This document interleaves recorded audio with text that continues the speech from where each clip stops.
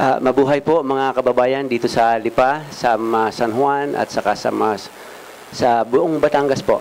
Up Batangas, muli ay naririto na naman tayo sa isang talakayan ng ating Up Batangas. Usapang pangkapayapaan, usapang pangkaunlaran at gaya po ng dati, kasama natin ang Action Group for Social Responsibility. Si Meds na busy po nandoon.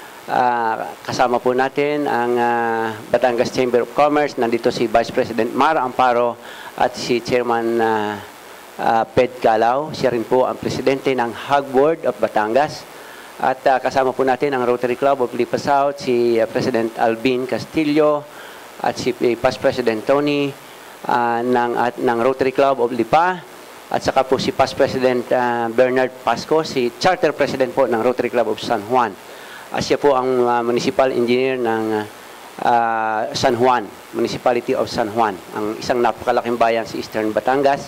At si Major Lubaton po, at na-promote na siya ni Alvin na Colonel Lubaton, ang commander ng 748th Combat Group.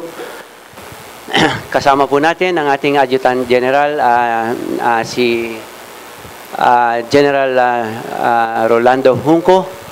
At ang atin pong mga espesyal na panauhin ngayong gabi,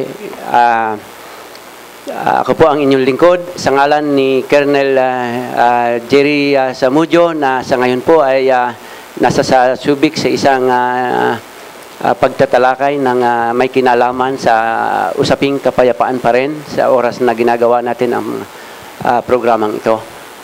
Ding Andal po, bumabati sa inyo, mabuhay po kayo. Ngayon po ay napakahalaga ng linggong ito kung bakit napili natin na yung ating mga hukbong tagapamayapa ng ating probinsya, ang ating punong tagapamayapa, ang ating provincial director ay ating naanyayahan at napiling ngayong week na ito mapa-schedule. April 27 po, 1521, Magellan was killed in Mactan. History yan, ha? So, after 41 days na nakalanding si Magellan sa Cebu, siya ay nakipag-away sa Mactan at siya ay napatay doon ng grupo ni Lapu-Lapu. Then, 370 years later, mahigit na 370 years later, May 1, 1898, Battle of Manila Bay, kung saan yung Pacific Fleet ng Amerika ay binomba itong fleet ng mga Espanyol dito sa Manila Bay. So halos iisang date, halos within that week po ay nangyari ang mga napakahalagang bagay na ito, magkaibang panahon nga lamang, magkaibang siglo. At yun po ay yun ang simula at katapusan ng istorya ng Spanish colonization dito sa Philippines. Noon naman pong May 1, May 2, 2011, si Osama bin Laden, ang world renowned terrorist, ay napatay ng mga special forces ng Amerikano. So masyadong mahahalaga ang mga celebration ngayon. At on the lighter side, ang mas mahalaga, May 1 ay Labor Day. Happy Labor Day sa mga manggagawa. At doon po sa tatay ng ni Paulman, ang nagpapagawa po ng simbahan diyan sa Duhatan at sa Halang, si Kuya Jose Salazar, ay birthday ng May 2. Gayon din po, birthday ng aking may bahay. Nais kong batiin kayo ng happy birthday, si Dr. Tita Andal. Siya po ang incoming president ng Lipa City Medical Society. At si Tony ay kasama ko sa meeting kanina ng mga 71ers ang tawag namin, mga alumni ng 1971 ng Mabini Academy. At every 2 weeks, so May 12 uli ay may meeting ang 71 batch ng Mabini Academy.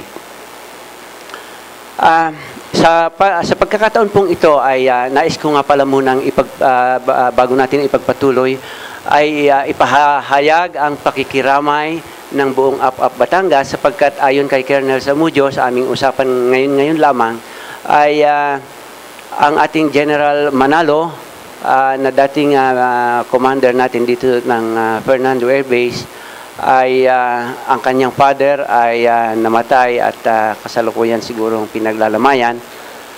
Si General Manalo ay nung siya po ang commander dito, siya po ang nag-ipon ng siya po ang gumawa ng paraan para maghigit na maging malakas ang ugnayang sibilyan at militar dito sa Fernando Air Base at Batangas. Kaya po yung mga iba't ibang sektor, transport sector, business sector at urban poor ay kanyang inipon at nagkaroon ng talakayan, and that was aired on TV and radio, pati po may-ari ng GB 99.9, ang manager ay nandoon. At yun po ang naging umpisaan ng Up Batangas. Kaya General Manalo, kami po ay nakikiramay sa inyo, ang pakikiramay ng buong Up Batangas. So siguro po sa pagkakataong ito ay ibibigay ko na para sa kanyang pambungad na pagbati ang ating probinsya, punong tagapamayapa ng Batangas, ang ating provincial director, Ding Asio. Maraming salamat, Mr. Ding Andal. Ako'y inanyayahan mo sa malaganap na programa mong Up Batangas. Na sa lahat, nais kong batiin ang mga VIPs natin na nandito ngayon. Sa ating kanan ay ang Adjutant General, si General Hongko, sir. Of course, ang mga kaibigan natin sa Rotarians na siyang tumulong sa akin sa loob ng isang taon sa mga iba't ibang project namin sa kapulisan. Yung Rotary ng Lemery, Balayan, Lipa City, and Batangas City, of course. Nandito at that time, I don't know if he's still the president, si Mr. Alvin Castillo, sir. Kayo pa rin outgoing. Of course, si Bernard ng San Juan, yes sir, at si Tony Parnes. Nais ko rin batiin ang Batangas Philippine Chamber of Commerce, si Sir Pedrito Calao at Mar Amparo. Yes sir. Of course, si Jess Medina. Wala po dito si Colonel Samudio yata ngayon. At I remember him well, yung the man with the golden voice. Of course, ang aking kaibigan, last Saturday we were at the heart of that very dangerous mountain somewhere in San Juan. Kalimutan ko na kung anong pangalan. Si Cesar Lubaton, si Major Cesar Lubaton. Kami po ay nagtayo ng chapel doon. At doon sa occasion na yon ay may pinasinayaan, and then may kinasal na isang Air Force na sundalo niya na ang pinakasalan naman ay isang natibo doon. Nandoon yung simbolo ng ating gobyerno through the Armed Forces of the Philippines. Nandoon po ang ating kapulisan at nandoon si Mayor bilang isang LGU. At napakaganda po. Dinaluhan ito ng maraming mga indigenous persons na parang piyesta. So, I'd like also to introduce my cast who all the way came with me, ang Batangas PPO, sa aking umpisang ko, yung bago nating hepe, si Superintendent Cruz Birong. Actually po, dapat sa showbiz ito, kaya lang nagawiya sa PNP. Pinalitan po niya si Colonel Major Villasis. Another one is Superintendent Jong Ramirez and Manny Abrujena, my operations officer. Si Jong is the Chief of Police of San Juan. Si Arsing Ricero is also the Chief of Police of Mataas na Kahoy. And the Deputy of Santo Tomas is, we have Police Senior Inspector Dalisay. And lastly, yung representative ng San Jose, si Danny Magtibay. So, sila po yung bumubuo ng kasama ko ngayon, which was who were invited together with me. Isang taon na po ang nakalilipas magmula nung ako'y unang maimbitahan dito sa Up Batangas, at maraming pangyayari na ang naganap, at very very significant ang moment na ito ng pagkaimbita. At that time, left and right ang pangyayari, mga shooting incident. We assumed the Batangas PPO in April of 2011 last year. At ang sabi nga nila dito sa bayan ng Magigiting ay ordinary lang daw ang shooting and killing, kaya na-brandan na murder capital. But things have changed since then because of the many programs na ating inilunsad at pinairal. One of the very telling tale na nangyari dito is alam natin na sa paglaganap ng krimen ay mayroong tatlong elemento. Iyan ay yung motive, iyan yung opportunity at yung instrumentality. Doon sa motive po ay kukonti ang magagawa natin. But doon sa opportunity and lalo na doon sa instrumentation, may magagawa po ang pulis. Doon ang ginawa natin ay kung saan ating na-notice na kukonti ho kasi ang search warrant na i-implement ng kapulisan. In 2010, before I assume, there were only 11 search warrant sa buong Batangas. And through the courtesy of the judges coming outside Batangas from Cavite, Laguna, and Rizal. Wala pong nag-a-approve ng search warrant dito sa Batangas. Immediately, I requested a dialogue with the judges, with the courts, and asked them if it is possible for us to apply. And they responded well. And even, they posed the challenge. Bakit? Sinubukan nyo ba kami? And that challenge opened the way for the policemen to apply as many search warrant as we had. There was apprehension initially at saka misgivings or misunderstanding sabihin na natin because there were doubts on the part of the judges na ba't kami magbibigay, hindi naman tama yung pag-a-apply. Yun namang police, iniisip naman, hindi rin naman a-approvean ni judge.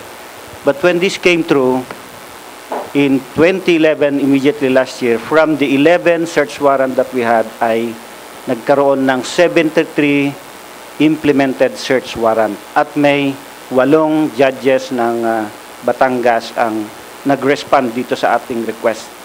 Why do I say search warrant? Ang search warrant ho kasi ay medyo intrusive. Yung sinasabi kong instrumentation, ang gamit ho sa paggawa ng krimen ay yung mga barel, bladed weapon, weapons of destruction, at saka itong mga riding in tandem, yung mga motor na walang documentation. Ito po yung sinentro natin talaga. So when we implemented so many search warrant, ngayon po, the first 3 months of 2012, we already have implemented 82 search warrant. So, unti-unti na ho nating nababawasan ang instrument. Yun nga lang ay nagiging intrusive dahil pupasok ka sa bahay ng may bahay. But of course, it is with the permission of the judge, permission of the courts. At yan po ang naging dahilan. We implemented yung tinatawag namin checkmate at ito po yung dahilan kung bakit nasita yung marami kami na impound na motorsiklo na ginagamit naman ng mga riding in tandems. So yan po ang naging dahilan at dito po nakita natin ang pagbaba ng kriminalidad sa Batangas kung saan ang murder ay humupa. Hindi naman kalakihan pero nakikita natin na the significant downtrend is engendering a new change in Batangas PPO. Pero dun sa robbery, theft, and it will be shown later ng ating operation, ay very significant ang pagbaba. While bumaba ang shooting, medyo tumaas ho ang ating stabbing. So nung nawala yung mga barel sa mga lansangan at saka sa kabahayan, ay siguro talagang nasa kultura ng may sinasabi sila eh. Ito kasing ginagawa natin is a holistic study. I made a study enlisting the support ng ating academe at doon ay nakita na there is an inherited culture of aggression talaga dito sa Batangas ever since. So yan po ang ating susunod na tatargetin, babahay-bahayin natin, babarabaranggayin natin upang ipahayag na sana ay humupa na by engaging itong ating mga kapulong na kabarangay. Siguro bibigyan natin ng chance na magsalita din yung iba sa kanilang program before later I will tell. Siguro po, pwedeng humingi kami ng konting update dito sa bawat station na ating nandito. Pwede pong mag-upisa sa station commander ng San Jose. Pausap naman Dan.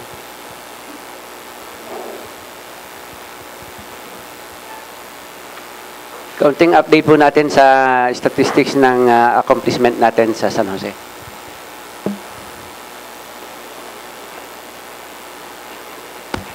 Magandang hapon po sa inyo lahat.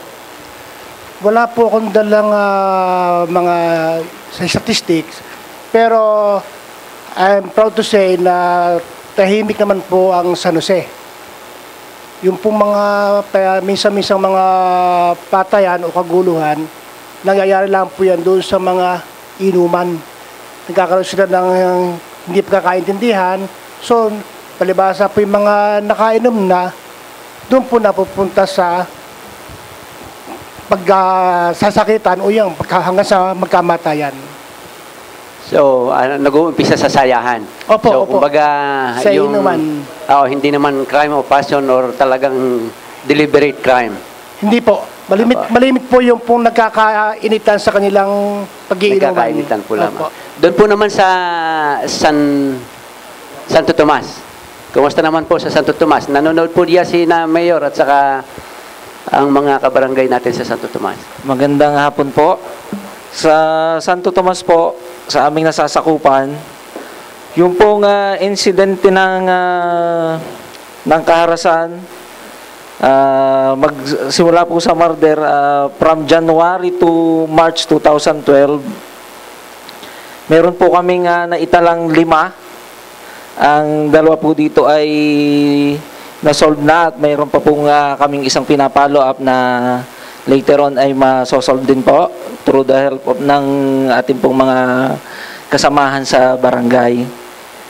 At yung pong homicide, wala po kaming naitala. Yung pong physical injury for the period is 2 lang po as compared to last year for the same period na 3. At yung po namang robbery, 1 lang po yung ating naitala sa bayan ng Santo Tomas as compared po sa last year for the same period na 3.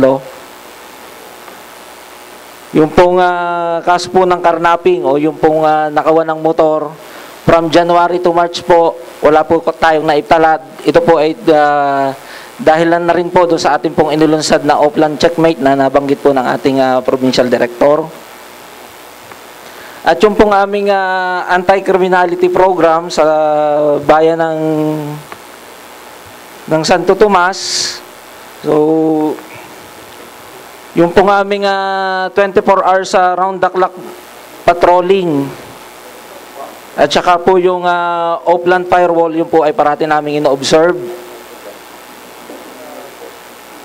Then yung pagkakandak po ng Oplan Bakal and Oplan Sita sa mga night spot po sa aming nasasakupan. At saka po yung aming pagpopost ng PNP hotline, yung nakalagay po na signage na police, nandoon po yung may hotline po doon ng simula regional headquarters, provincial headquarters, at saka po sa amin sa istasyon. Yun po ang malaking nakatulong sa pagbababa ng krimen sa bayan ng Santo Tomas. Salamat na Danny. Inspector Danny Dalisay. Police Senior Inspector po. Police Inspector, Senior Inspector. Bago siguro ipasa mo ang mic, ibig ko lang sigurong banggitin na one time ay nakausap ko yung ilang mga bata doon na yung umakyat ba at saka sumasakay sa bus. Na tapos ay sila ay doon natutulog sa ilang mga lugar doon sa may malapit sa mga palengke o kaya sa mga sementeryo. Kasi ito mga batang ito pala ay kuminsan hindi taga riyan, kuminsan ay nagiging taga riyan dahil diyan sila napadpad, sakay sila ng bus, naglalako ng mga kakanin, tapos minsan nagrarugby. At gutom sila na humihiga lang doon sa mga gilid, doon sa mga tabi ng kalsada doon sa may highway. O kaya ay naghahanap ng lugar doon sa may sementeryo o kaya sa mga tindahan doon na walang nagtitinda. Baka po ito ay mapapagtuunan ninyo ng pansin. Baka ito ay pag-umpisahan, yung paglaki ng mga bata ay sila rin ang pag-umpisahan ng mga batang gutom. Opo. Hayaan po ninyo at makakaasa po kayo na agad namin po itong aaksyonan. Sa tulong na rin po ng aming, kami po ay makikipag-ugnayan sa DSWD po ng aming munisipyo. Maraming salamat, Senior Inspector Danny. Thank you rin po. Dalisay. Okay, sa mataas na kahoy naman po. Magandang hapon po sa atin lahat. At present po, ako po ay 7 buwan pa lamang na naka-assign sa mataas na kahoy bilang officer in charge. Sa instant po ng aking panunungkulan bilang officer in charge ay wala po namang kaguluhan yung patayan na nangyari buhat nung ako mo po. Na yung po naman nangyaring isa ay solve natin. Kasalukuyan po ang prevalent crimes na nangyayari sa aming bayan sa mataas na kahoy, yung pong nakawan.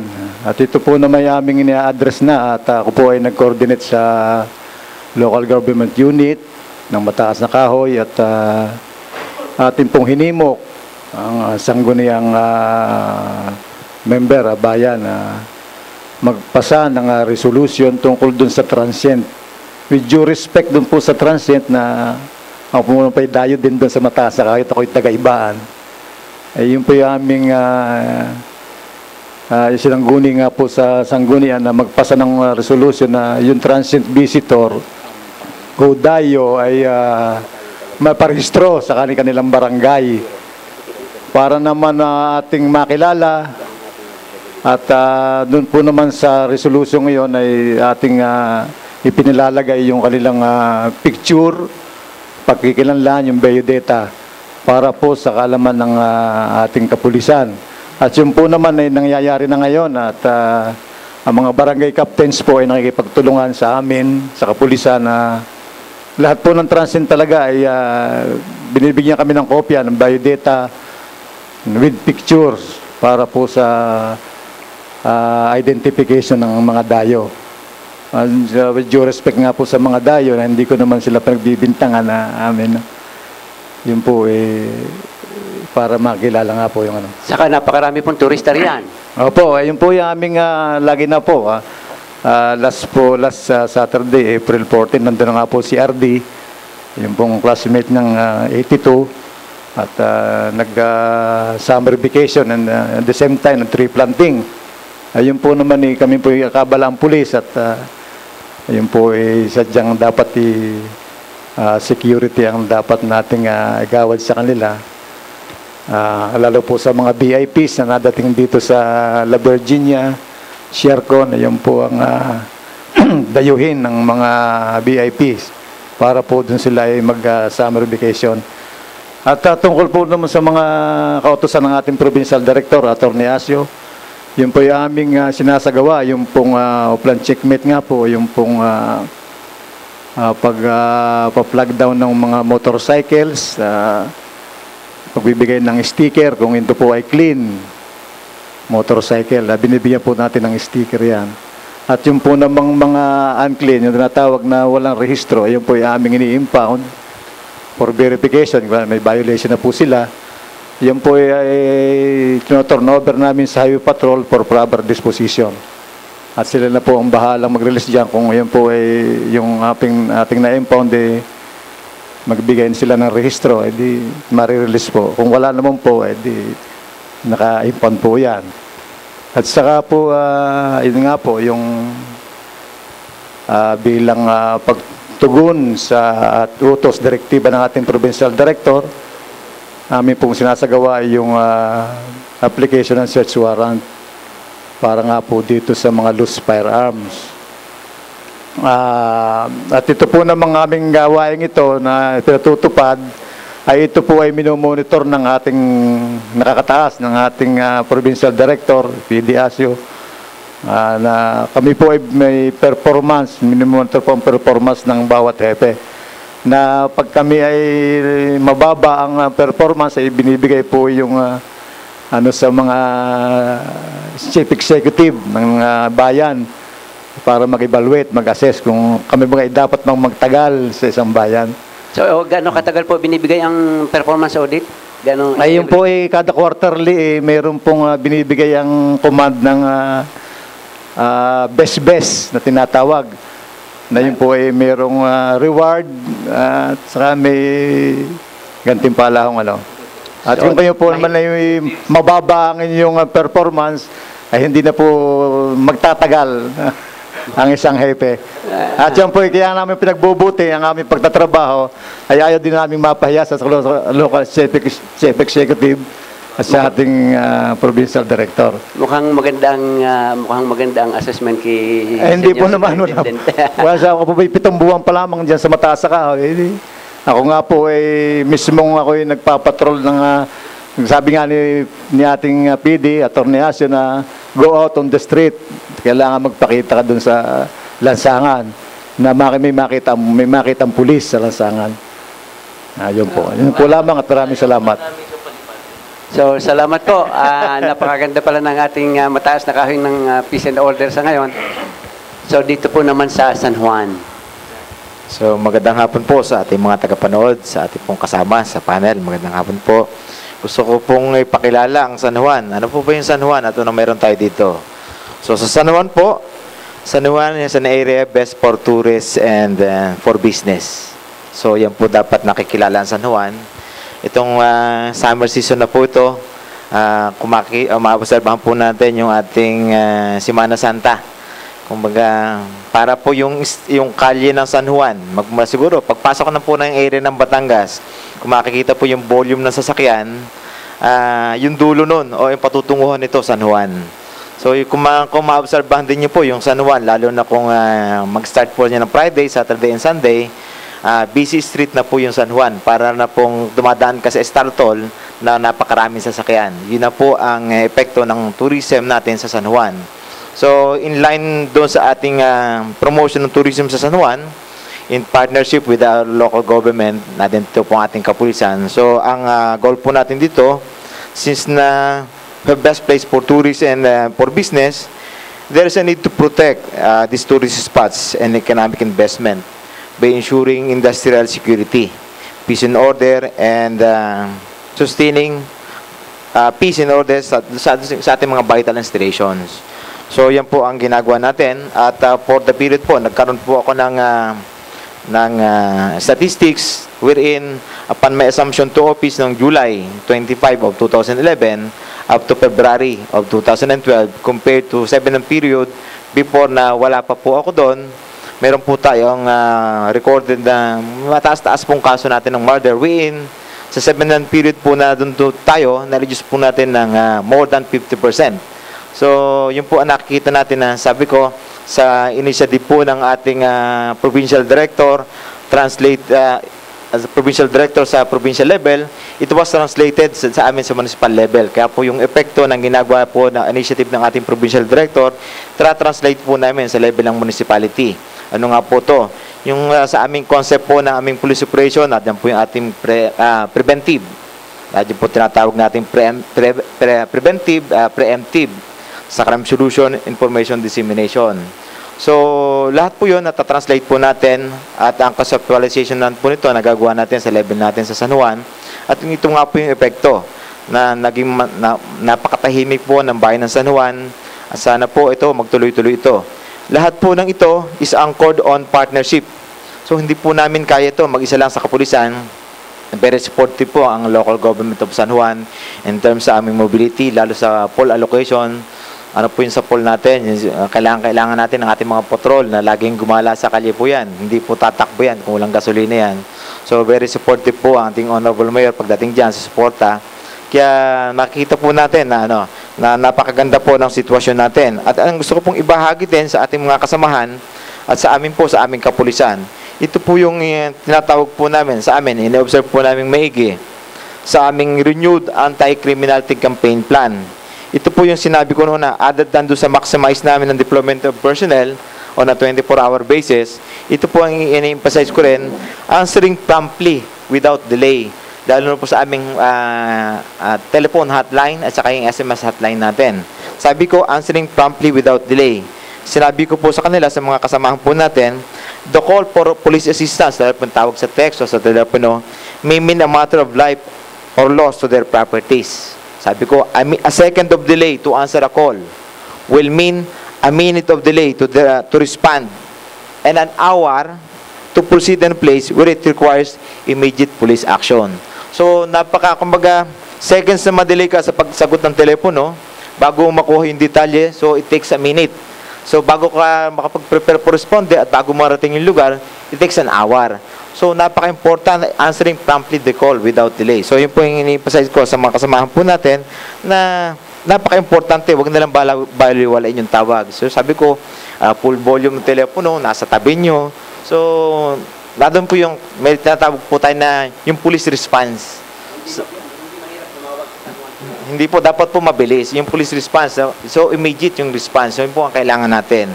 So isa pa rin po doon, ang binago po natin, makita po natin, yung may mga establishment po tayo na open 24 hours. May mga, sinabi ko rin po sa mga barangay visitation po natin, na we should not focus on our investment alone. We should focus on for the protection of our investment. Sabi ko, a certain percentage na kinikita na sa investment nila, ilagay nila sa security.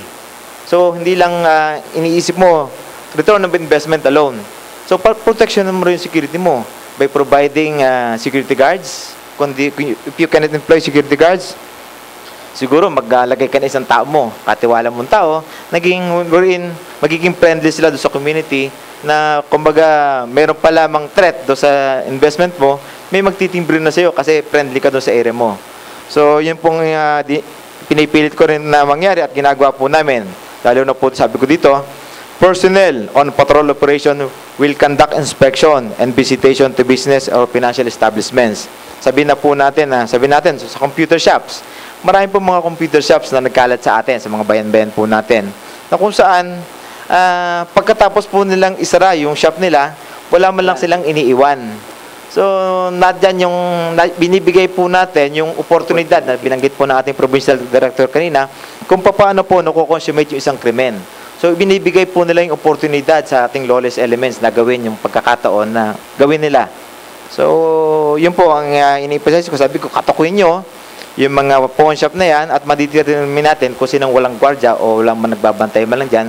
So, therefore, sa sulat na gagawin natin sa kanila, i-recommend natin sa kanila, i-emphasize natin na kanila ang terms at kabutihan na mayroong security measure na ginagawa. Okay.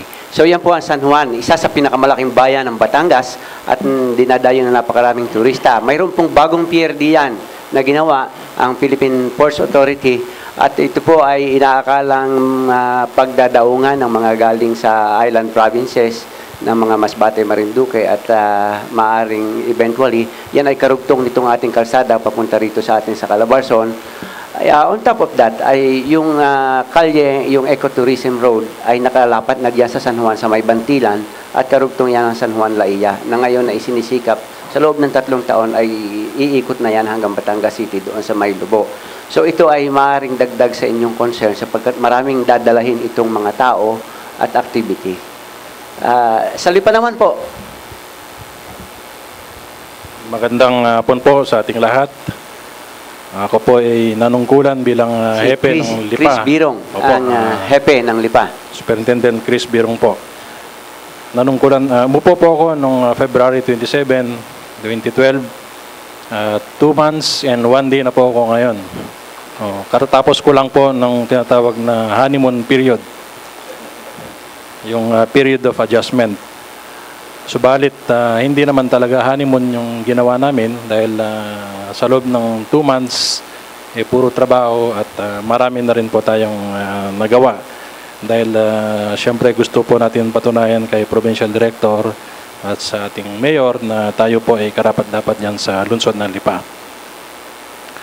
Gusto ko pong ipagbigay alam sa inyo na ang isang malaking accomplishment ng Lipa City Police Station sa tulong ng ating mamamayan at ng aking kapulisan na noong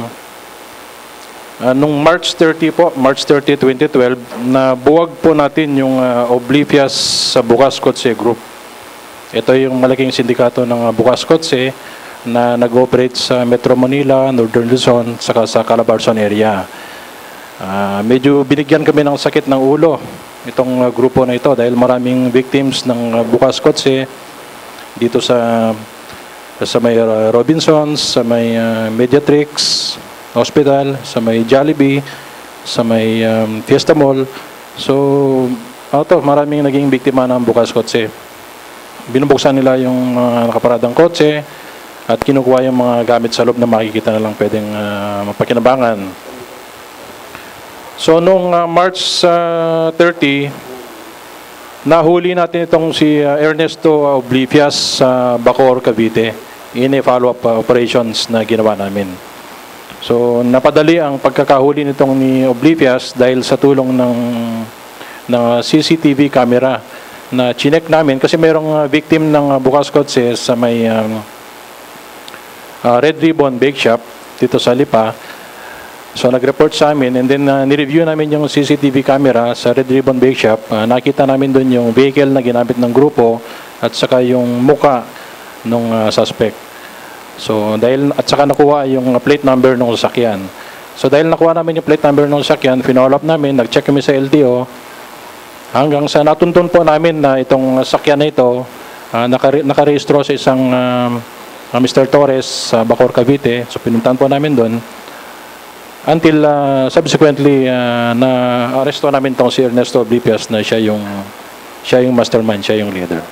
So ito pa yung isang accomplishment ng Lipa City Police Station.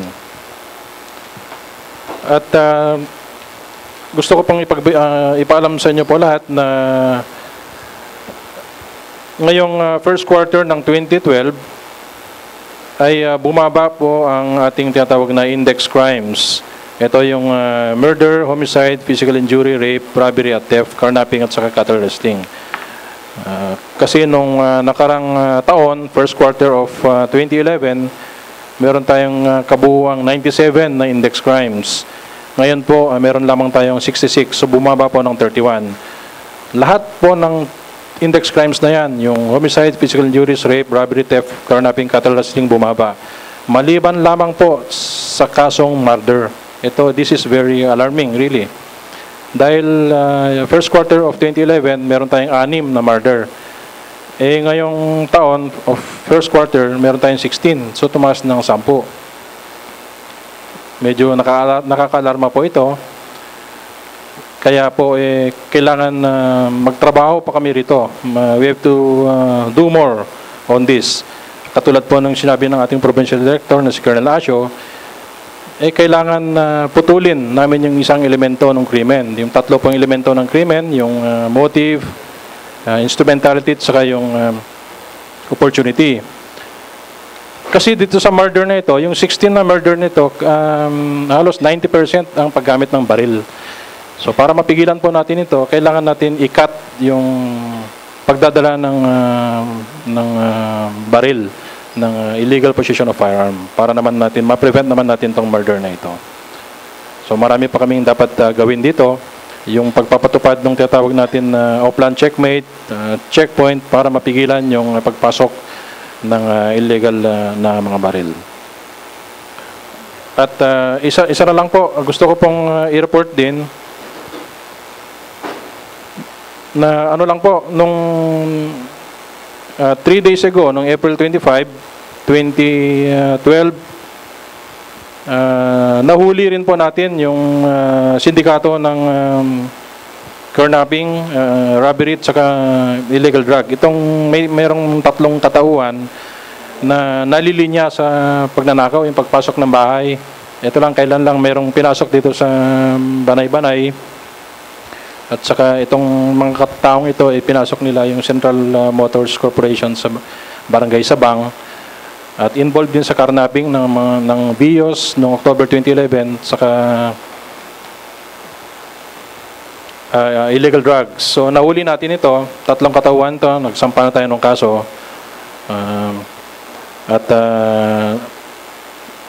Meron po silang kasong violation of Republic Act 9165. At maliban dun sa kaso na yan, sa drugs, kinasuhan din po sila ng robbery dun sa involvement nila dun sa nakawan sa Central Motor Shop, saka dyan sa Twinsville subdivision sa Barangay Banay-Banay. Meron din pong mga nagawa ang inyong kapulisan pagdating sa pagpapatupad ng Republic Act 9165. Napakahigpit ang bilin ng ating butihing mayor, si Mayor Maynard Sabili, na palakasin ang kampanya laban sa bawal na droga.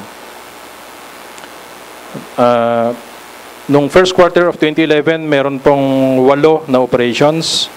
Ngayong 2012 of the same quarter, meron na tayong 15 na successful operations, resulting in the arrest of 18 persons at yung filing ng 15 cases at yung confiscation ng over 7 grams of methamphetamine hydrochloride.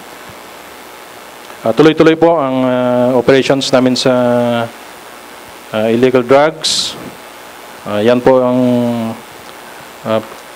strong na order ng ating mayor at ng ating provincial director. Ito naman sa enforcement of Republic Act 8294, yung illegal possession of firearms. Meron tayong 5 successful operations for the first quarter of this year, resulting in the arrest of 5 persons and the filing of 5 cases. At merong 3 9mm pistols na nakuha, isang Norinco pistol na .45 na baril, at saka merong isang M16 Armalite rifle na ating nakuha through the implementation of search warrant. Yun lamang po, at sana sa tulong po ninyo at ng ating mamamayan ay pagpatuloy po natin mapanatili ang kaayusan at katahimikan dito sa bayan po ng Lipa, dahil ang bigger na objective ko po rito is para makatulong na paglago ng ekonomiya ng lungsod ng Lipa. Salamat, Senior Inspector Chris. Superintendent. Senior Superintendent Chris Birong, at siya po ang ating hepe dito sa Lipa. Mamaya ako mayroon pa sigurong hinging update sa iyo na parang hindi mo nabanggit. But si PD ay mayroong PowerPoint presentation. And are we ready? Yung presentation? Sige.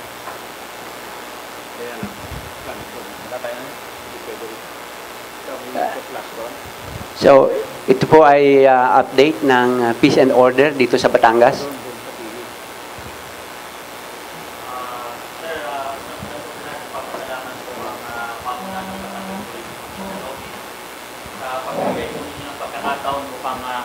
Maipahatid sa ating mga kasamang Batanggenyo kung ano po yung latest na development tungkol po sa peace and order dito sa ating probinsya ng Batangas.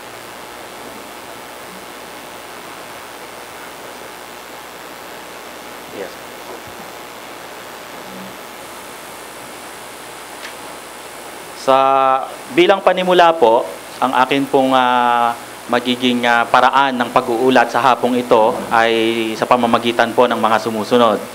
Una po yung ating situation update, operational accomplishment, continuing programs po natin, ang pag-analisa po ng mga datos na ating maipresenta ngayong hapon, ang assessment po at ang kahuli-halihan po ay ang paglalagom.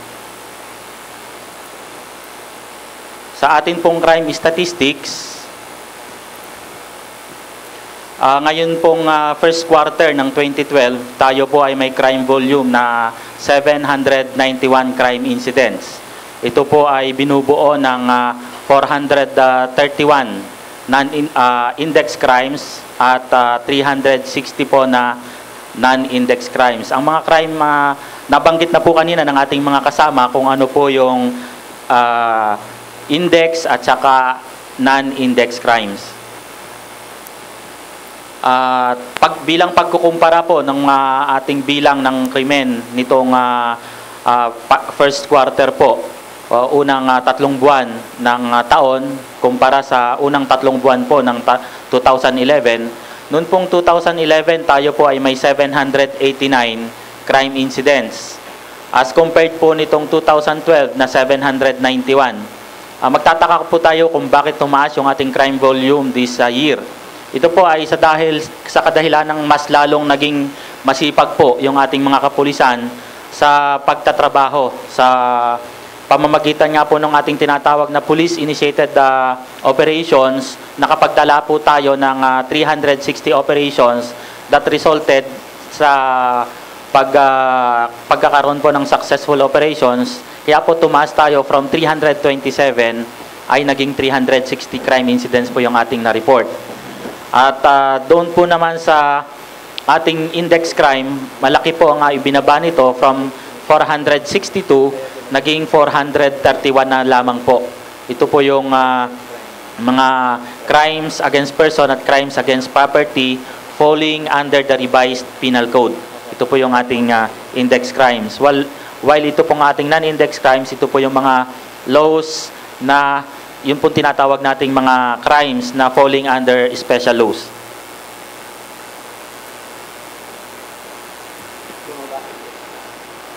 Makikita po natin sa screen yung ating pong crimes against property at crimes against person. Mapapansin po natin na ang malaki pong pagkakaiba o yung pong malaking pagbaba ng krimen na naganap noong ngayon pong first 3 months ng 2012. Tingnan po natin yung robbery from 82 naging 64, yung pong theft from 108 naging 99, yung carnapping po natin from 42 naging 28, yung pong cattle rustling natin mula sa 4 naging 1 po nitong 2012.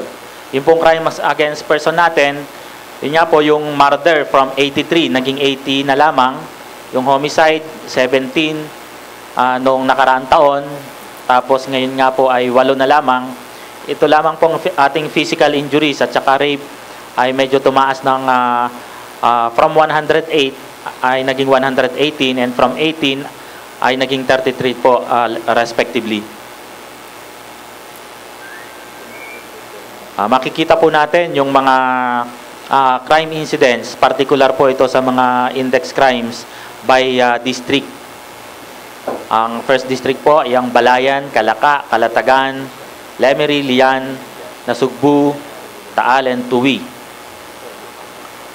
Halos po sa first district bumaba po yung kaso ng nakapaloob po dito sa tinatawag nating index crimes. Sa second district din po, bumaba rin po halos yung halos po lahat except for physical injuries and rape by bumaba po ng medyo po bumaba po yung ating mga krimen. Sa third district,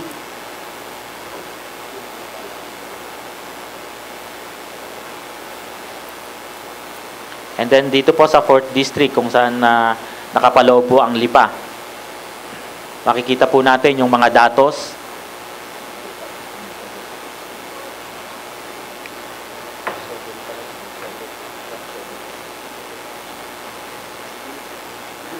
Yun pong murder natin is from 18 naging 29. Katulad po ng nasabi ni Colonel Birong kanina, mananatili po ang pagkilos ng ating mga kapulisan upang maresolba po itong problema nating ito sa pagdating po sa murder cases. Dito po ito sa 4th district. Ito po naman yung ating tinatawag na average monthly crime rate. Noon pong 2011, meron po tayong naitala na 11.71.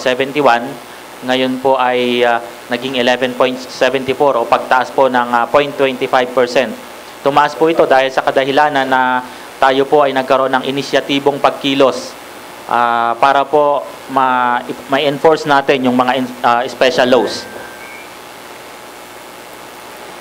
Yun pong ating crime solution efficiency, tumaas po tayo ng 0.75%. Noon pong 2011 ay meron po tayong 38.44%. At ngayon nga pong taong ito ay nagkaroon po tayo ng 39.19%. Sa crime clearance efficiency po ay medyo nagkaroon po tayo ng pagbaba na 3.55%. From 55.51 naging 51.96% po ito.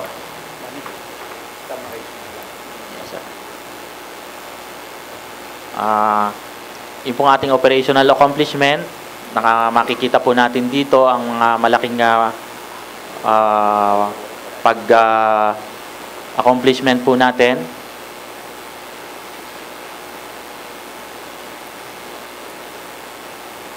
arrest of wanted person. Yung pong ating campaign against loose firearms. So sa kabuuan, Senyor Superintendent, ay yung index crime ay bumaba Opo. at dumami ang yung non-index crime, which indicates na mas malakas ang activity ng police at mas marami ang inyong ginawang apprehensions ng inyong initiative. Yes, sir. Opo. Kumusta yung crime against property? Yung crimes against property, against property, po natin, oo. Apo, yung pong ating crimes against property ay makikita po natin na talagang malaki po yung pagbaba. Nagkaroon po talaga ng downtrend yung mga crimes po natin. Na kumbaga ang nangyayari po kasi dito, kapag ang atin pong mga pulis ay nagkaroon ng inisyatibo na maipatupad yun pong mga special laws, bumababa po yung ating tinatawag na index crimes. So, kapag po naaalis nga po natin, katulad po ng nasabi kanina, na kapag naalis po natin yung instrumentality sa paggawa po ng krimen, kasabay po nito yung pagbaba ng index crimes. So, may mga programa rin po tayo, makikita po natin sa screen yung ating mga plans and programs ng ating Police Provincial Office. Ito po yung mga anti-criminality action plans po natin.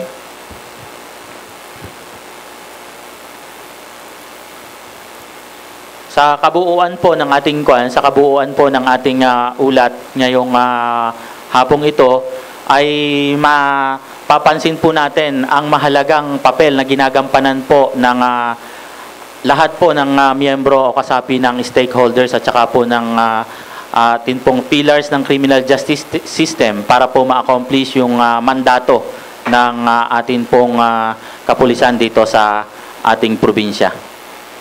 Dito ko po tinatapos yung aking pag-uulat sa hapong ito. Maraming salamat, Senyor Superintendent.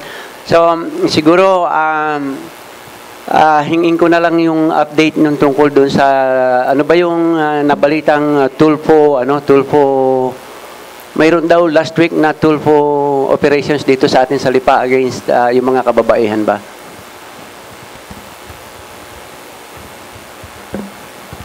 Ito yung nangyari po noong April 12, 2012 sa Barangay San Carlos. Ito ay isang operation to enforce Republic Act 9208, yung Anti-Trafficking in Persons Act, at saka yung prostitution.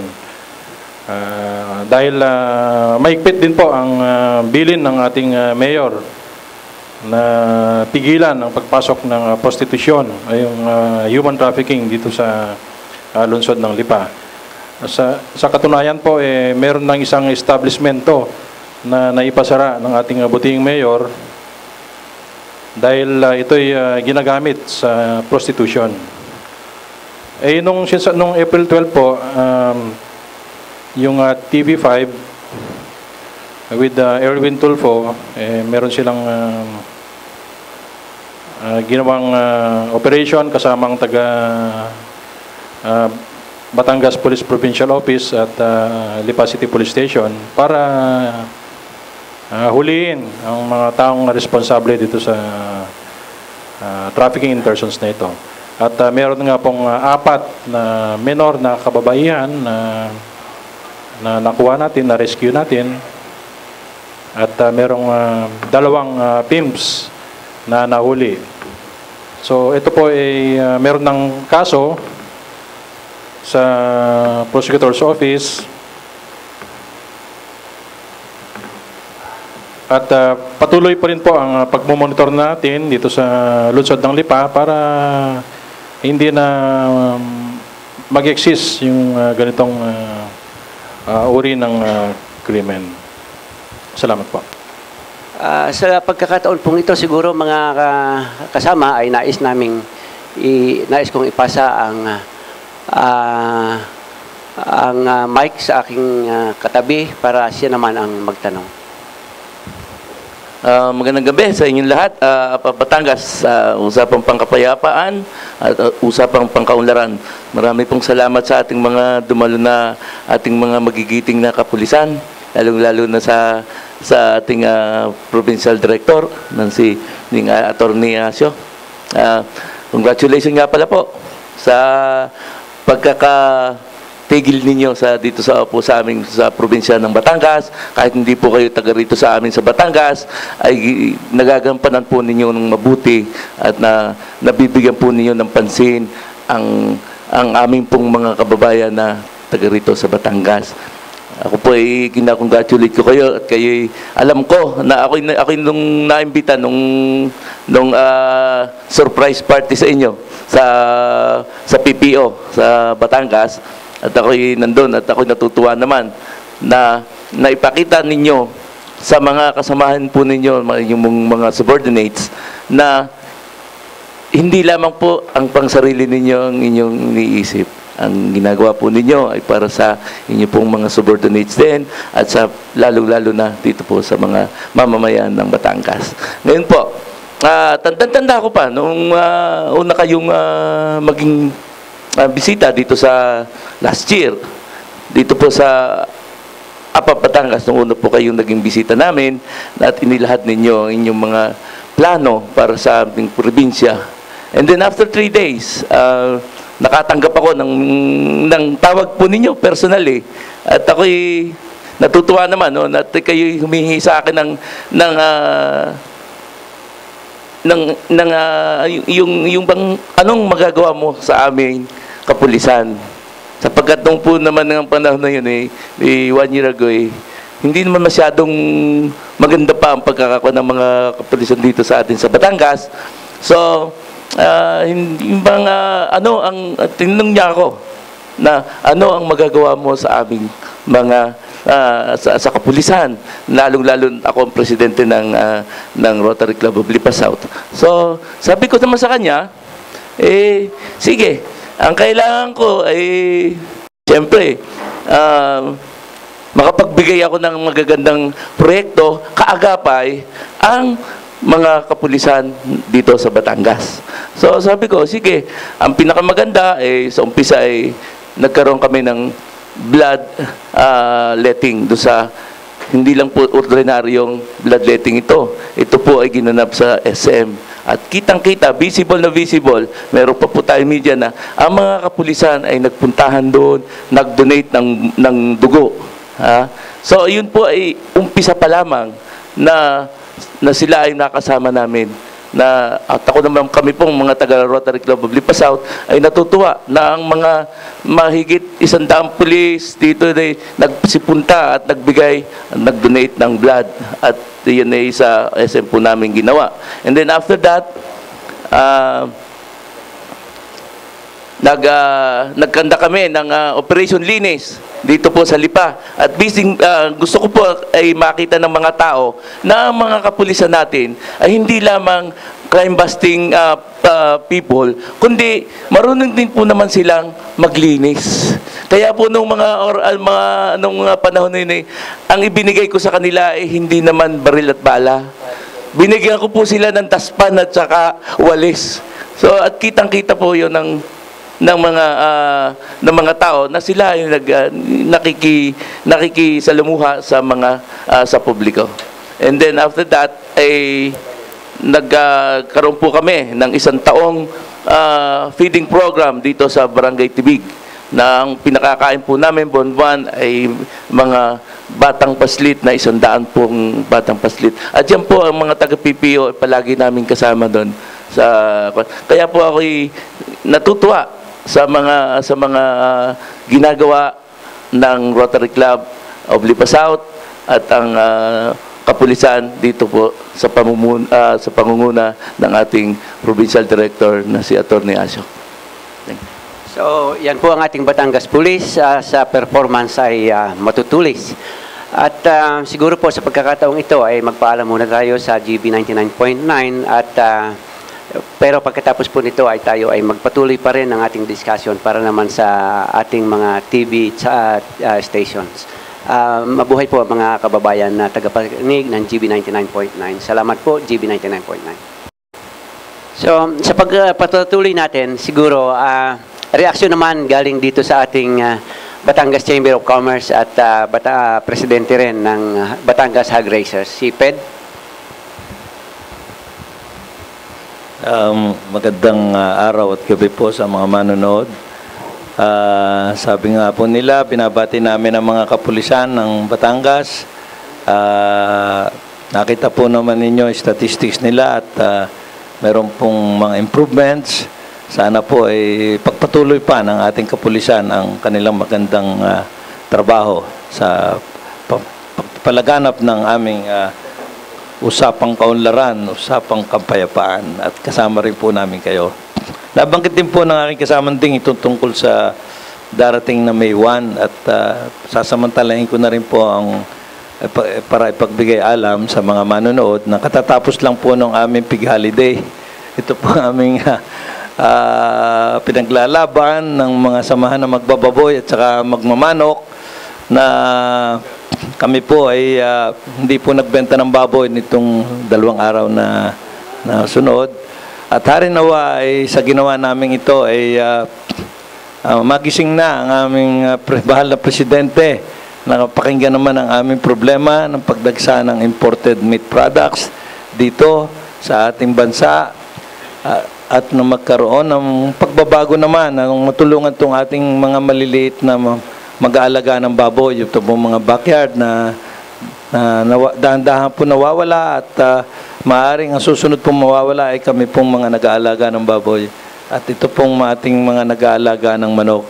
Kaya mahal na presidente, sana po naman ay kami inyong pakinggan at may mga susunod pa rin pong mga protesta kung wala pong mangyayari dito sa aming hinaing. Kaya abangan po ninyo ang susunod na kabanata. Dito po naman sa ating kapulisan ay lalo tigit po na may bago na kaming hepe dito sa Lipa. At kung mapapansin po ng mga nanonood, ay sasabihin ng aming kasamang meds ang mga nag-a-advertise sa aming mga subdivision. Ito po ay summer na at dahil sa summer, marami pong mga may bahay ang umaalis at naiiwan ng walang tao doon sa kanila. So, ano po naman kaya ang coordination ng ating kapulisan doon sa mga may-ari ng subdivision at yung pong may mga bahay na itong problema sa akyat bahay. Lalo tigit po dito sa Lipa, kung mamarapati ng ating hepe, o ating provincial director, ano po naman ginagawa ng ating kapulisan para ma-preempt naman itong mga akyat bahay na sa mga kabahayan po dito sa Lipa. Ang isang magandang gawin natin, yung tayong occupants, tayong owners ng bahay, ito naman yung elemento naman ng opportunity. Minsan masyado tayong nagre-relax, katulad ng halimbawa yung sa motor mo, kung saan-saan mo lang iniiwan, parang pinababayaan mo. Wag tayong magbigay ng opportunity na yung mga gamit natin madaling nakawin ng mga magnanakaw. Katulad sa bahay, kung kailangan mag-lock tayo, mag-padlock tayo, kung kailangan gumamit tayo ng mga strong padlocks, mga grill, gawin po natin yun. Ito ibig parang ano yun i-prevent natin yung opportunity coming from the criminal na mapasok yung ating bahay. So isa po yung opportunity, huwag tayo magbigay ng opportunity. Yung tatlo po yung elemento ng criminal, opportunity, yung capability, at saka yung motive. Ang isa pa po, na patuloy po naman namin na ginagawa ay yung police presence na tinatawag. Nandiyan po yung ating mobile patrol cars na katulong din po ng aming barangay tanod na gabi-gabi po ay nagkakandak ng ronda. Meron din tayong motorsiklo na binigay po ng ating mayor na tumutulong din po sa pagkandak ng ronda araw-araw at even during wee hours of the night. Yun po ang mga dapat po natin gawin para mapigilan po itong mga nakawan na nangyayari. Hindi lang po yung pagpasok sa loob ng bahay, pati yung itong kasi meron din talaga tayong problema dito sa Lipa, yung pagnanakaw ng motorsiklo, kung saan-saan lang nila ipinaparada, madaling nakawin. So kailangan medyo pag-ingatan natin ating mga gamit Kung kailangan ipasok sa loob ng bahay o gumamit ng malalakas na tanikala, gawin po natin. Yan po.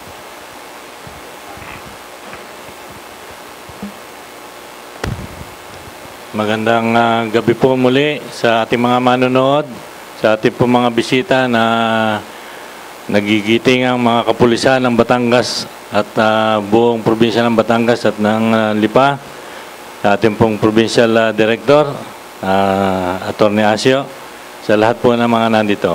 Ako po ay Vice President for ng Rotary Club of Lipa South at saka po ng Vice President ng Batangas Province Chamber of Commerce. Ako po ay pupuri na lang po sa ating mga kapulisan dahil ang aking mga sasabihin po ay nai-report na ng aking Presidente na si President Alvin. Baka po sabihin pareho kami na report at saka po ng chairman ng Batangas Province Chamber of Commerce. Ang ating pong kapulisan ay sa pakiwari ko po ay gumaganap ng kanilang mga tungkulin at sa katunayan nga po ay sa kanilang datos ay 0.25 lang po ang itinaas ng pangkalahatang krimen. At kung maaari nga po sa inyong pagganap ng tungkulin sa inyong sinumpaan ay maaari mapababa po natin ng krimen. At ang akin pong masasabi ay gumagamit po tayo ng mga sasakyang may blinker na sa akin pong pagkakaintindi ay nakaka-distract dun sa mga motorista na tumatakbo sa highway o sa bayan kasi parang medyo malalakas ang iba na nakakasilaw sa kanilang mga paningin. Baka po pwedeng may time na lang po na may patupad yun. Kung maaari nga po yun po ay maganda dahil malilimitan natin po ang krimen doon sa kabayanan o doon sa mga ginagalawan nila. Pero sana po atin na lang pong bantayan mabuti kung maaari kasi nakakaalis po ang krimen pagka merong ganun. Kung maaari, bantayan natin yung mga bawat exit na tatakasan kung mayroon mang krimen. At saka po yung ating pong mga barangay tanod po ba ay atin nagagamit doon sa ating mga barangay kasi po kung nung una ay tumataas din po ang krimen ay ginagamit, hindi yata po natin nagagamit masyado yung barangay. Baka po pwedeng magamit nating mabuti ang mga barangay tanod. Salamat po. So, PD, suggestion po niya ay baka yung pakikipag-ugnayan nating matalik or mahigpit, masigla sa ating mga kabaranggayan. Sana po ay mas mapanumbalik natin yung dating lakas na nagagamit ng mga barangay. Tony?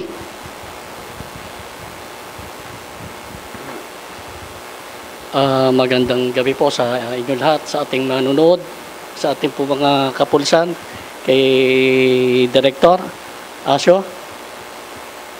Ang concern ko po ay yung pong sa mga kapulisan natin sa ngayon. Kasi po ako malimit ay bumibiyahe din at ginagabing umuwi. Malimit po ako ay nakakasalubong ng mga motorsiklo kung minsan ho'y walang mga ilaw. Yun ay isa ho sa pagbumulan ng aksidente. Even ho yung mga owner, lalo na ho yung mga lumang mga sasakyan. One time nga po, masabi ko sa inyo, nagka-aksidente ako, isang owner na wala hong ilaw. Kaya ako bumangga sa akin, iniwasan ko, ay talaga ho yung walang ilaw yon. Pati ho yung mga motor, malimit din akong umuwi ng San Jose, ganun din.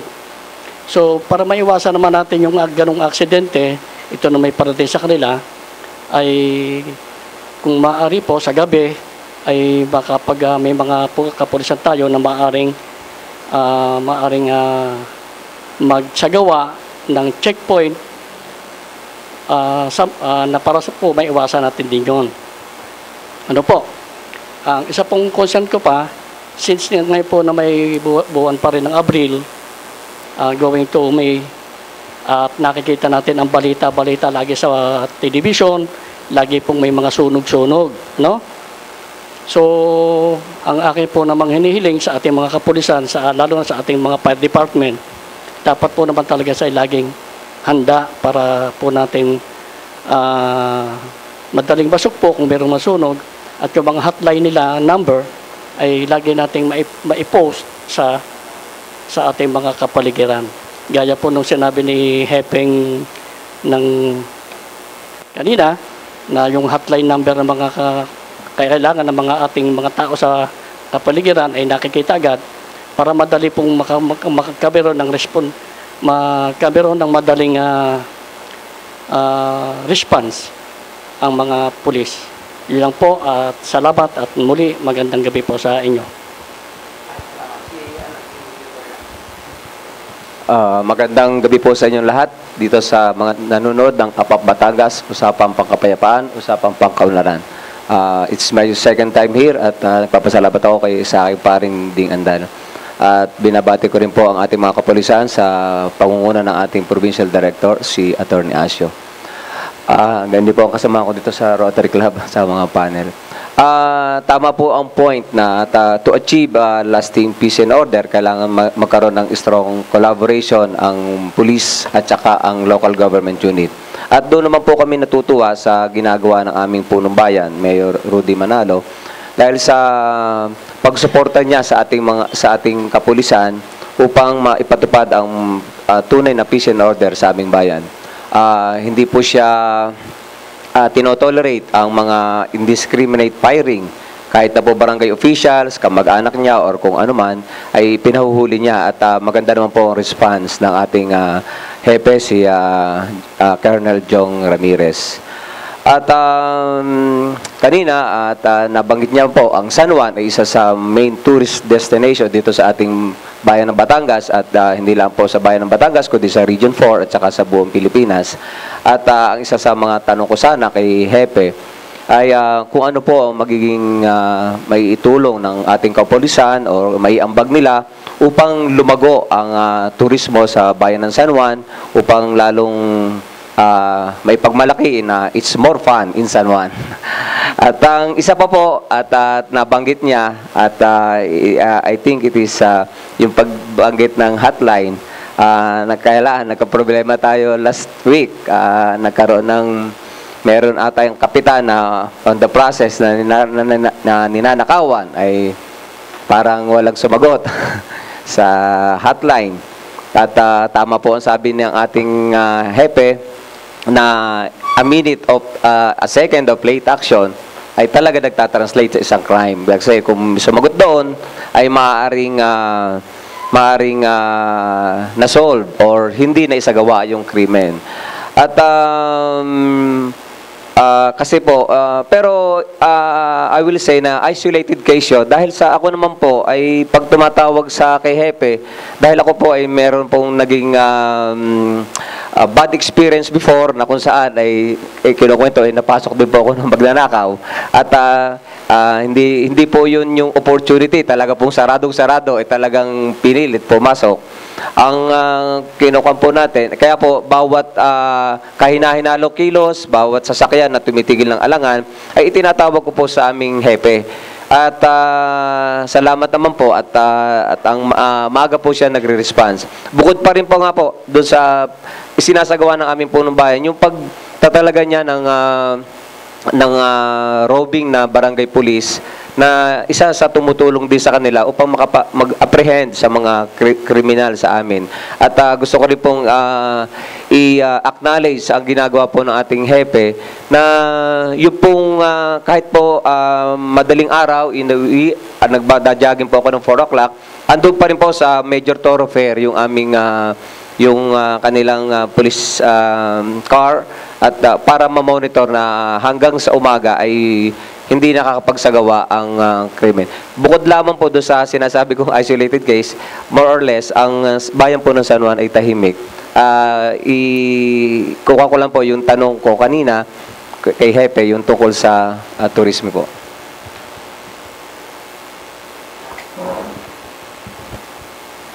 So sa atin po sa kapulisan, ang pinaka-mission po natin dito pagdating sa support natin at kampanya para paunlarin at palawakan ang turismo sa San Juan, kung ba may pakita po natin yung sa ating para mai-boost natin yung prospective investors confidence doon sa San Juan. Paano po natin mabuboost yung confidence ng prospective investors? So lahat po sila, alam po natin na lahat na may mga kaya dyan at gusto mag-invest, nagkakaroon po sila ng survey. Kumusta ba doon, peace and order? Unang tatanungin nila, kumusta ba ang peace and order doon sa area na kung saan gusto kong maglagak ng investment. So pag nakita po nila na hindi safe sila doon, so yung investors natin, magdadalawang isip sila na ituloy yung kanilang negosyo. So ang bottom line po lahat para mapaganda natin ang turismo sa San Juan, is ma-improve natin yung ating peace and order situation. So makikita po natin kanina sa presentation po natin for the first quarter for the year, January to March, compared to the last same period ng 2011, meron pong recorded doon na 7. Wherein for the same period for this year, January to March ng 2012, meron lang po tayong recorded 3 murder incident. Of the 3 murder incident, wala po tayong ditong shooting incident perpetrated by motorcycle and riding in tandem. So wala po tayo niyan compared to the same period ng 2011. For the period ngayon, wala po tayong shooting incident perpetrated by motorcycle riding in tandem. Ano po yung tatlong yun? So isa-isahin ko na po sa inyo. Isa po doon, hacking incident resulting to the death of the victim. So naipal natin yung murder case. Isa din po doon, yung tawag namin yung mga tinatapon. So, mayroon po isang tapon na kung saan po it was believed to be killed somewhere and dumped doon sa area namin. So, naging dalawa. So, isa po doon, isang legitimate po doon, yung bang resulted from a heated argument na kung saan binaril yung magkakilala po sila. Kaunting away lang sa basketball doon sa Layay Babaw. So, yun lang po ang naitala nating murder incident. Pero kung tutusin natin, lahat po yun, nakilala po natin, nakapile po tayo ng kaso. So, relatively peaceful po ang bayan ng San Juan. Ang sabi ko nga, if we can do more, sana masustain namin yung ganong klase ng level ng performance sa San Juan. At doon po, talking of tourism, nag-launch po tayo ng Top Cap. Ito po ay sa initiative po ng ating ng Provincial Director ng Batangas Police Provincial Office. Ito po launching po ng Top Cap sa ating mga tourist destination sa Batangas. Hindi lang po San Juan. Ito po yung Nasugbo, Mabini, Taal, and some other areas ng Kalatagan po and San Juan.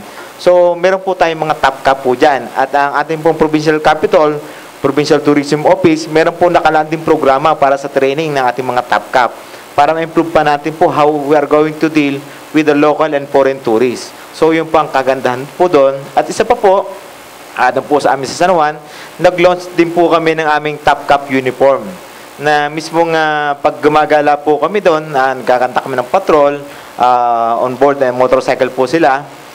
Sinusuot po nila yung polo shirt na light blue namin na patrol uniform. Pero ang nakalagay po doon sa likod is yung tourist police.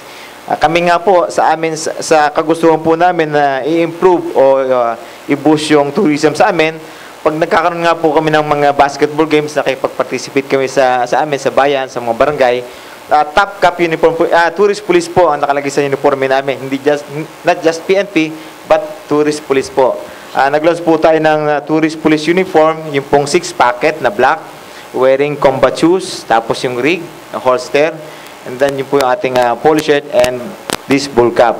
At ang masasabi po sa atin ng mga local and foreign tourists, pag nakikita po natin doon, so Chief, napakaganda ng uniform niyo kasi hindi daw po intimidating. So, yun po ang nakikita po natin. So, yun po, tuloy-tuloy po ang atin.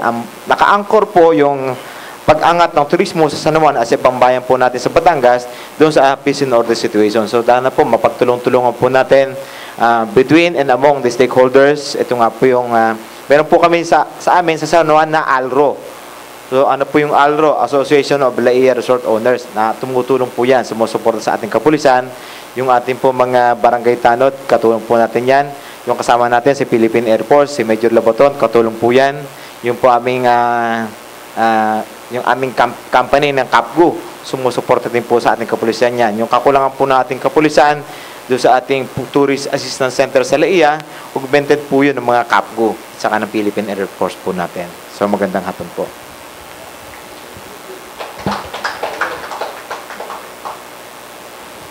Magandang gabi sa lahat po. Dumating na tayo sa punto na kailangan nating pasalamatan ang ating mga partners. Kasama po dyan si Miss Lynn Maceda ng Active Group sa San Juan. Sa totoo po, imbitado kami doon kanina. Tsaka nung isang linggo pa, busy ang ating mga kasama. Kaya kami humihingi ng paumanhin na hindi kami nakakarating. Binabati rin po namin si Bucal Mabel Bertucio, yung ating pong kapartner sa ating mga endeavors. Magkakaroon po tayo ng Corporate Social Responsibility Seminar on May 17. This will be at the Hotel Pontefino. Yung interesado po ay makipag-ugnayan sa amin.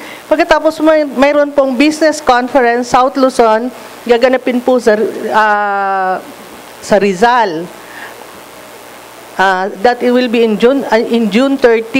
Yun pong may gustong magpa-announce at gustong magpa-advertise. Narito po kami sa Blue Sapphire every Saturday afternoon at 4 p.m. Makipag-ugnayan lang po sa amin kahit sino po sa aming mga kasama.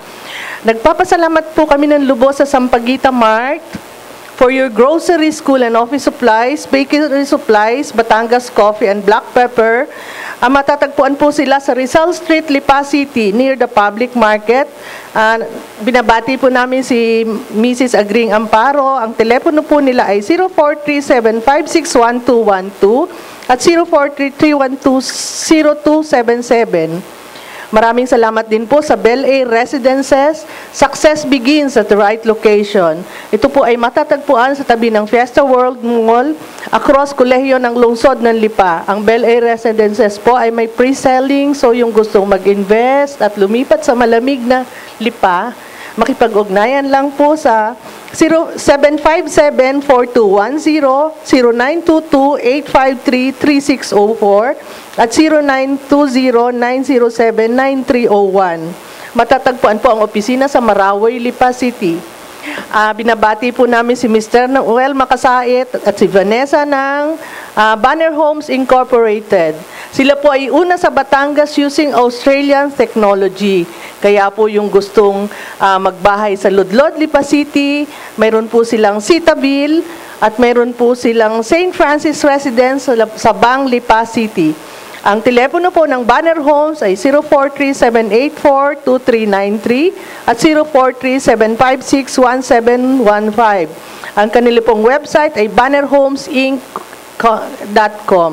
Maraming salamat po sa inyo. Puntahan nyo lang po kami sa Blue Sapphire. Pagka po fully occupied ang Blue Sapphire, kami po ay nasa Silion Pavilion.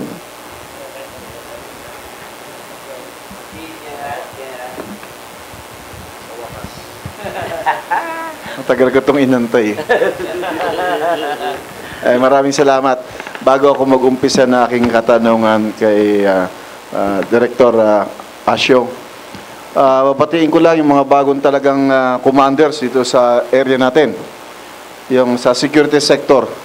Una-una kay Major General Rene Samonte, Philippine Air Force ng Air Education Training Command. Kay bago nating Regional Director ng Calabarzon, si James Melad, Director James Melad. Ang 202nd Brigade Commander under ng 2nd ID, si Colonel Ivan Samarita. Ang Coast Guard Batangas ay si Commodore Gongona. So binabati ko sa kayong lahat, more power sa inyo. May nabasa kasi akong report. Ito yung report pa ni General Meneses. Ang Batangas daw ay ang pinakatahimik na bayan sa kanyang nasasakupan. Sa report ito ni General Meneses. Oo. Ngayon siguro dahil sa effort na rin ng ating provincial director, si Colonel Asio dito, at ito nga ay napalaganap niya.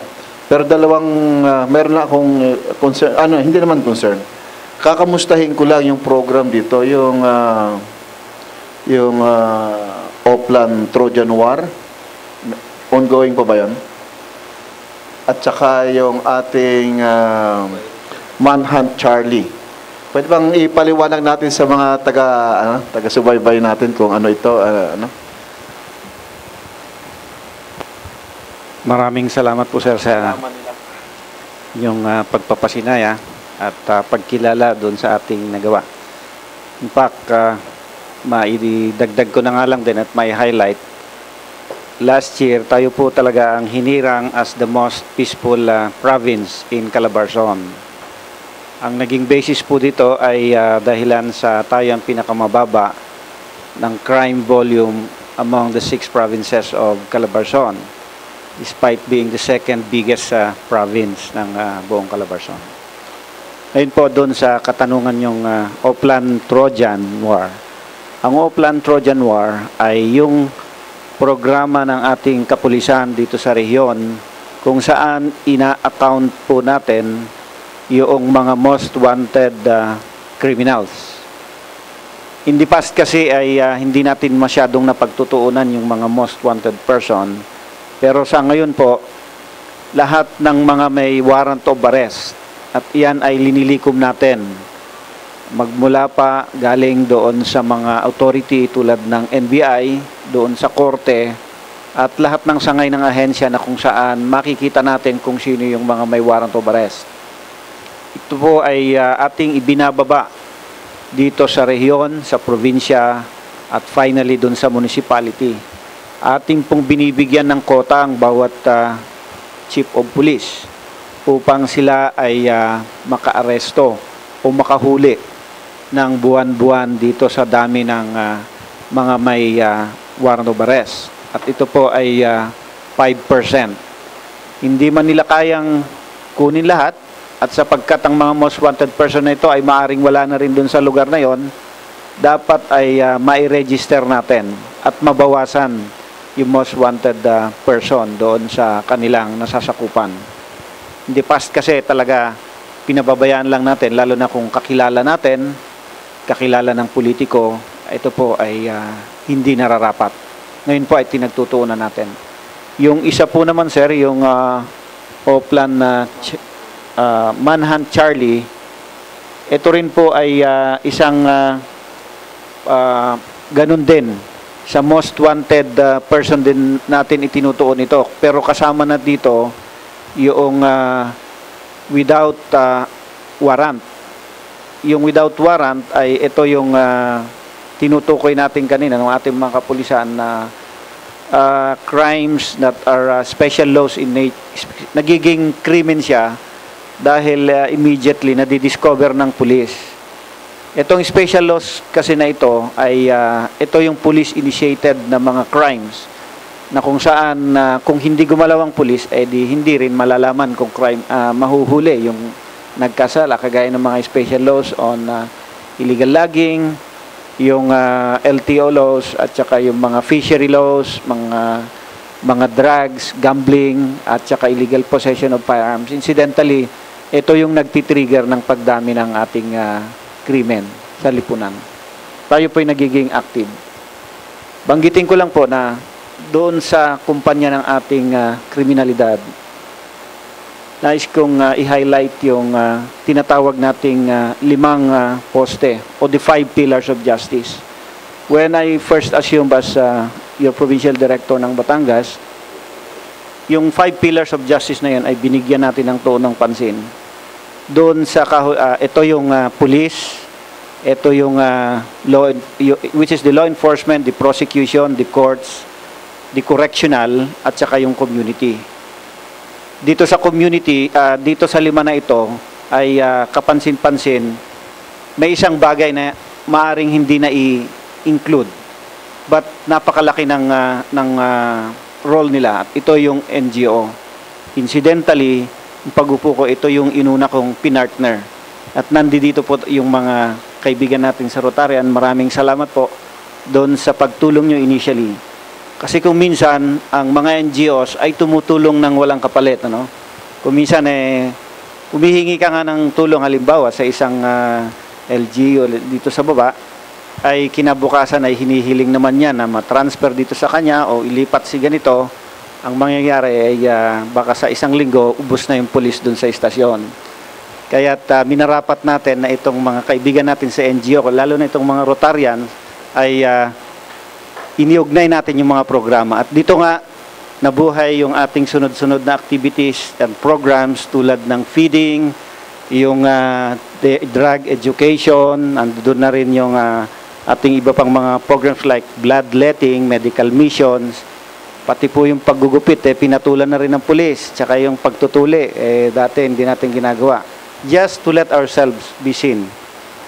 Pero ganun pa man, alam nating malaki ang part and component ng ating LGUs dito sapagkat nais ko lamang i-highlight yung suporta ng gobyerno, pamahalaang panlalawigan dahil nung December, nag-release ho ng maraming logistics at mobility ang ating mahal na gobernadora, naging sanhi kung bakit ang kakayahan ng ating pulis ay lumakas at lalong napaigting at kanyang na-complement yung ating programa. Ay ang dami hong motorsiklo at saka four-wheeled vehicle. Ito siguro yung kailangan. Kung nagpa-partnership ang gobyerno at ang ahensya ng gobyerno tulad ng pulis, which is the first pillar of justice, malaki ho ang magagawa natin. Atin hong ginamit iyan at ating pinalakas ang ating pulis. Ngayon po ay mas malaking bagay yung portion na tinatawag natin yung human resource. Ito po pala yung mas malaking asset na nagagamit natin sa pagsulong laban sa kriminalidad.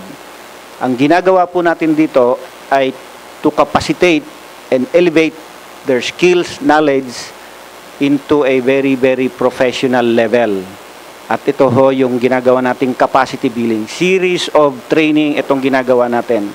Sa ngayon, when we partnered ourselves with the courts, yung nauna natin at binigay nila naman yung mga kailangan natin kagaya ng pagluluwag nila sa search warrant, yung prosecution naman ho ngayon ay tinutulungan yung ating police kung ano yung mga proper ways and means on how yung police ay makapacitate para palaganapin o paigtingin o palakasin yung kanilang investigation.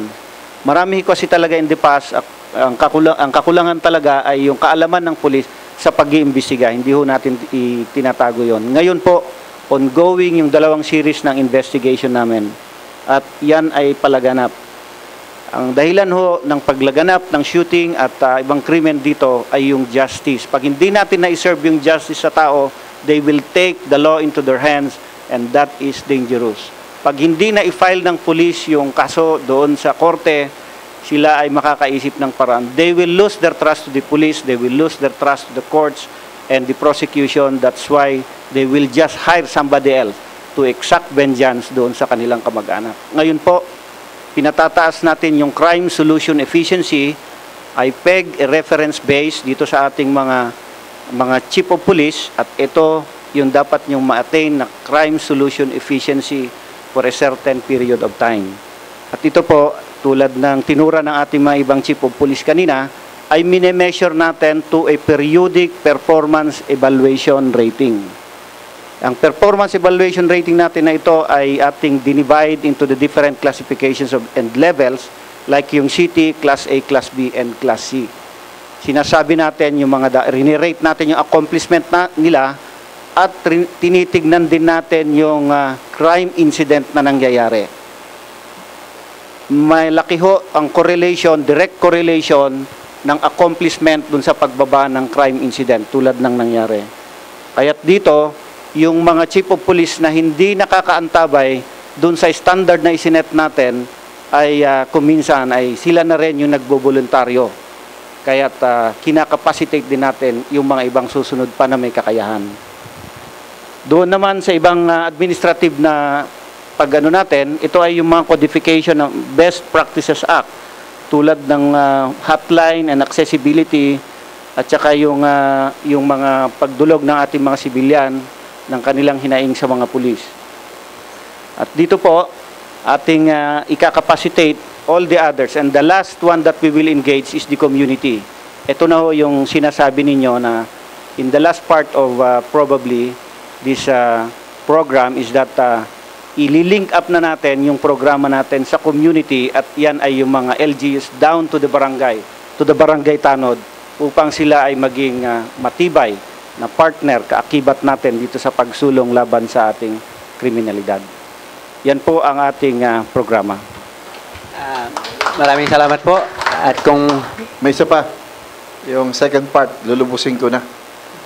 Kasi partner natin ng PNP sa solution ng peace and order with the Armed Forces of the Philippines. Ito'y napapaloob sa Joint Letter Directive 07-2010 kung saan ito yung kinikreate yung Peace and Order Council sa Peace and Council ang Joint Peace and Order Coordinating Committee. Kakamustahin ko lang kung dito ba sa atin sa Batangas aktibo ang samahan ng ating armed forces at ang ating kapulisan patungkol doon sa tinatawag ng Constitution na private armies. Kung sa term natin sa law enforcement PAGs, private armed groups, kasama dito yung sa NPA. Ito kasi napapaloob doon sa Joint Letter Directive na pagtulungan ng Armed Forces of the Philippines at ng ating police. Joint Letter Directive 07-2010. Kaya ako tinatanong po ito, isa ako sa kasama ng bumalangkas nito. Kami nila General Garbo nung araw. So, Director, ito po ay Peace and Order Council at siguro medyo malasa po ang tanong na ito pero pagkatapos po nito siguro pwede pong ipakidiresyonan ninyo sa inyong parting words.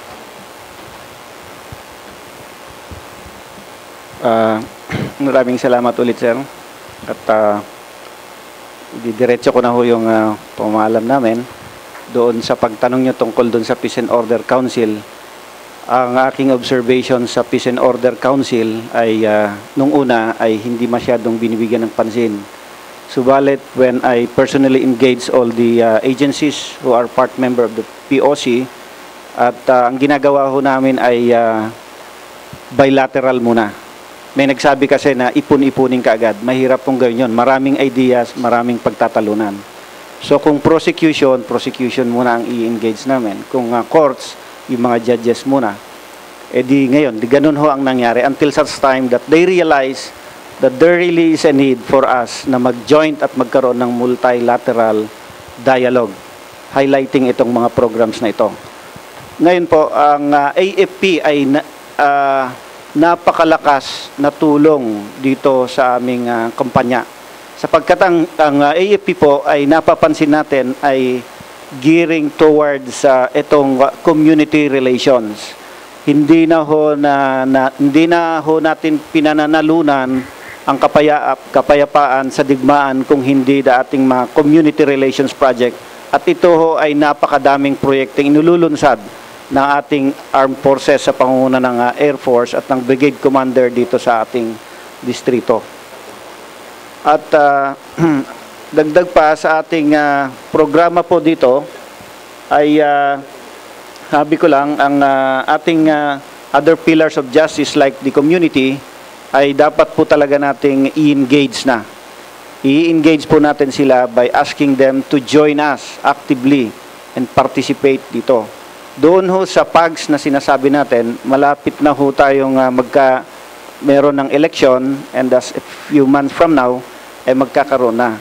Medyo lumalabas na nga ho ng kaunti yung mga PAGs na yan dahil alam natin ay yan yung mga ginagamit ng mga politiko. Pero at the very inception, we will nip them in the bud, ika nga. How do we do that? Ina-avoid ho natin na makipag-directly engage ang ating mga elective officials doon sa mga kapulisan o kaya sa armed forces para humingi ng tulong. Dapat po nilang idaan sa channel yung kanilang request before na magdi-deploy tayo ng armed forces doon sa kanayunan para ma-avoidan yung issue na magamit sila bilang forces ng ating local politicians. So maingat po tayo dyan at na-identify naman natin yung mga ibang private armed groups na maaaring gamitin ng ating kapulisan. We have already initiated a series and intensified implementation of search warrant before at alam namin na pag saka pa lang namin i-implement ito pag malapit na ang eleksyon ay mababahiran ng kulay politika. Kaya't sa palagay ko sa ating mga kaibigan na politiko, hindi nila masasabi yon dahil ginagawa na natin ito noon pa bago matagal ang eleksyon ang nangyari. We will limit the involvement of the partisan armed group doon sa kanilang involvement at pakitulong sa mga ating local politicians. So ito po, nailahad na natin sir yung mga programa natin sa training, sa drugs, yung paglo-localize natin ng issue doon sa LGUs dahil magkakaiba ho talaga ang issue ng bawat municipality at hindi natin pwedeng lahatin na yung formula doon sa pagsugpo ng criminality sa isang banda, isang distrito ay pareho din doon sa isang distrito. Ito po ay dapat pag-usapan ng mga multilateral agencies doon sa distrito na yon. Tulad ng pagkakaiba ng District 1 doon sa District 4. Ang District 1 ay may issue tungkol sa lupa, tungkol sa insurgency, pero sa District 4 ay wala naman na. Kaya dapat ibaba natin yung issue na yon para ma-localize yung issue at yun lang ang pag-uusapan. Huwag nating lalahatin. So ito po ay ginagawa natin with by engaging the other pillars of justice sapagkat hindi ho uusad ang gulong ng hustisya if hindi po sisimulan ng unang pillars which is the law enforcement at yan po ay sinimulan na ng pulis. Maraming salamat po. Hanggang dito na lang. Maraming salamat po. Napakarami pa po nating maaaring matutunan dito sa ating mga bisita at mukhang napakasigla po ng ating kapulisan sa ngayon. Siguro after the program magkukumusta rin kayo sa inyo ng mga ilang matitinding kaso sa atin sapagkat nang dumating naman kayo dito ay panahon ng kabi-kabila din ng mga matitinding kaso at kamakailan nga dito sa Lipa banggit ni Hepe ay dumami yung murder case so siguro mangungumusta kami dito sa ilang kaso. Ito po ang advocacy ng UP Batangas, yung palakasin, pasiglahin ang ugnayan ng mamamayan at saka ng mga namiminuno sa ating bayan, sa ating pamayanan. Magkaroon tayo ng masiglang ugnayan para sa maunlad at mapayapang pagtutulungan. Hindi po ang maghanap ng maituturo or maisisisi kapag mayroong hindi mabuting nangyari. At kami po ay nakikiusap naman doon sa mga nakapaligid sa ating punong bayan, dito lalo dito sa Lipa para naman siguro tamang impormasyon lamang sana ang makarating kay Mayor at nang hindi naman mapaso or magkaroon kawawa naman yung gaya namin na masasali ay malayo po sa aming maaring magawa yung ganong bagay. So anyway, mabuhay po kayong muli mga kababayan. Maraming salamat po sa ating mga bisita at saka sa ating mga tumatangkilik. Mabuhay po, UP Batangas.